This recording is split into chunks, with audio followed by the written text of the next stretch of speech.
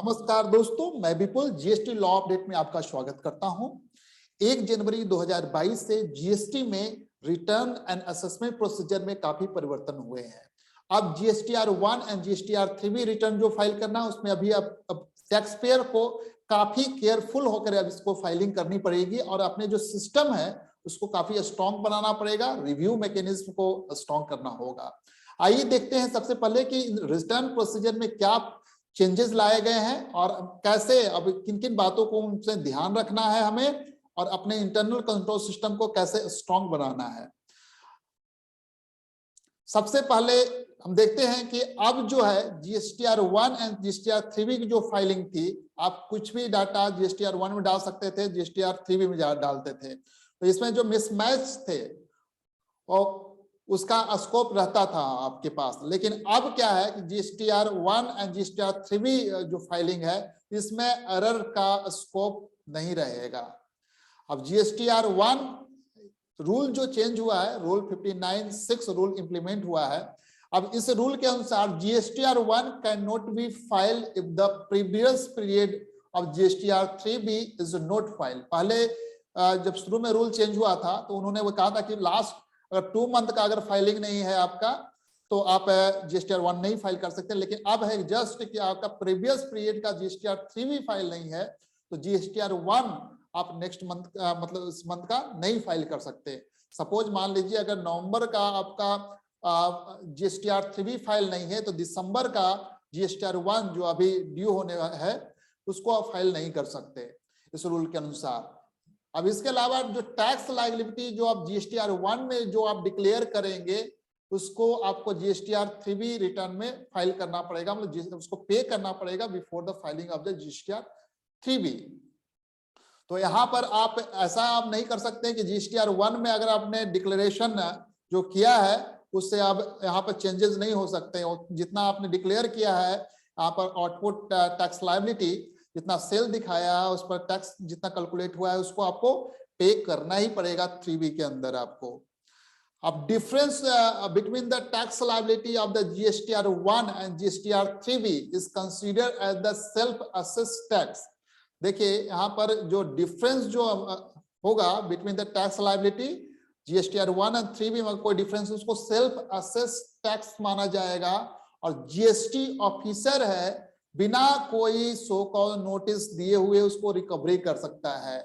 अब एक प्रोविजन ये भी आ गया है कि अमाउंट को कलेक्ट डायरेक्टली भी कलेक्ट कर सकता है from attaching the bank account. अगर उसको लगे ऐसा कि तो उसको आपके बैंक अकाउंट को भी अटैच कर सकता है। बैंक अकाउंट आपका लिंक होता है आपका जीएसटीआर में, जीएसटी रजिस्ट्रेशन के समय आप उसको बैंक अकाउंट नंबर देते हैं वहां पर या फिर बाद में उसको आप उसको वैलिडेट कर देते हैं तो अकाउंट भी आपको यहाँ पर सीज बैंक अकाउंट सीज करके वो रिकवर कर सकता है।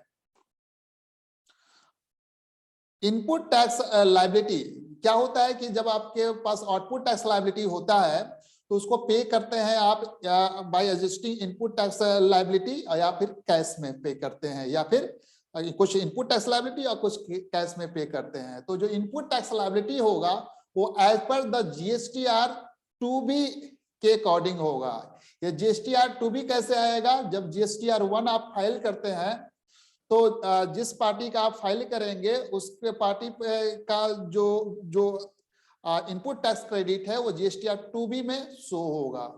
If your supplier do not furnish GSTR 1 on time, अगर आपका सप्लायर जीएसटीआर 1 टाइम से फाइल नहीं करता है तो आप उसका क्रेडिट जीएसटीआर 3B में नहीं ले सकते। You can not avail credit of ITC in GSTR 3B। इसलिए टाइमली फाइल करना बहुत जरूरी हो गया है। If you do not file the GSTR 1 on time, your supplier cannot get the ITC. If you do not file GSTR 3B or previous period, GSTR 1 cannot be filed. तो ये इस तरह के बिल्कुल क्रॉस चेकिंग हो गए हैं। अगर गलती से आपने ज्यादा टैक्स लायबिलिटी जीएसटीआर 1 में दिखा दिया है तो अब आपके पास कोई चॉइस नहीं रहेगा बट पे द एक्स्ट्रा लायबिलिटी। अब इस केस में अगर आपको करेक्शन करना है तो आप नेक्स्ट मंथ में जाके ही करेक्ट कर सकते हैं, लेकिन अब प्रोविजन, चूंकि रिकवरी का प्रोविजन है तो self assessed tax officer directly recover कर सकता है आपसे without show cause notice bank account attach करके। इसलिए बेटर इसके लिए सजेशन ये होगा कि जैसे ही अगर कोई डिफरेंसेस हो जाए अगर आपको इस केस में, तो उस केस में आप इसको आप इंटीमेट करें टैक्स डिपार्टमेंट को, और उसके बाद में उसको नेक्स्ट मंथ में जाके उसको अमेंड करें। By mistake, your supplier has mentioned the wrong date, GSTIN और mention as a business to customer, तो इस तरह के गलतियां अगर सप्लायर करता है तो इन दैट केस आप जो है ITC आपको नहीं मिलेगा, you lose the ITC and you have to pay cash while filing GSTR 3B। तो इसके लिए आपको ये जो सिस्टम है, ये सिस्टम बहुत ही स्ट्रॉन्ग सिस्टम है, और इसके लिए आपको जो अपना सिस्टम है उसको रिव्यू करना होगा और प्रॉपर केयर आपको करना होगा कि अकाउंटिंग एंट्रीज जो है अकाउंटिंग सिस्टम में आपका सही डल रहा है। इसके अलावा आपको proper system of account maintain करना पड़ेगा और जीएसटी रिटर्न फाइलिंग करने का एक प्रॉपर सिस्टम बनाना पड़ेगा। आपको प्रॉपर रिव्यू मैकेनिज्म और क्रॉस चेकिंग द इंफॉर्मेशन को क्रॉस चेक कर ले, जैसे किसी का जीएसटी नंबर है उसको टैक्सेबल वैल्यू, उसके बाद जीएसटी रेट कितना टैक्स बन रहा है, टोटल वैल्यू, सब सारा आप पूरा ऊपर चेकिंग का आपके पास सिस्टम होना चाहिए।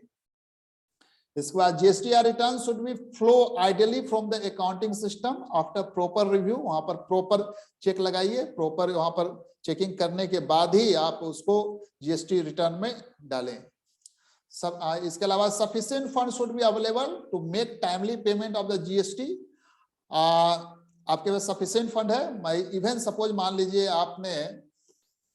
आपका सप्लायर ने अपना जीएसटीआर 1 रिटर्न में गलती कर दिया, या आपका जो परचेज था उसको नहीं रिफ्लेक्ट कर पाया या कम वैल्यू का रिफ्लेक्ट कर पाया, तो उस केस में हमेशा आप इंश्योर रहिए कि आप टाइमली पेमेंट कर सकें जीएसटी का।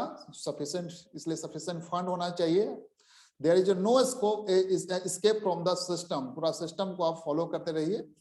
और यहाँ पर सिर्फ कंप्लायंस आपके पार्ट से नहीं, अब ये भी इंश्योर होइए कि सप्लायर भी अपना टाइमली फाइलिंग कर रहा है, तभी आपका प्रॉपर सिस्टम यहाँ पर वर्क कर पाएगा।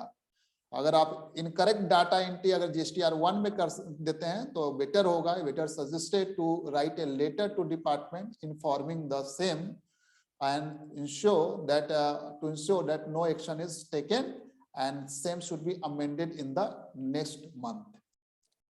तो ये था आपका इंटरनल कंट्रोल सिस्टम जिसको आपको स्ट्रॉन्ग करना है जीएसटीआर 1 जीएसटीआर 3B फाइलिंग के लिए।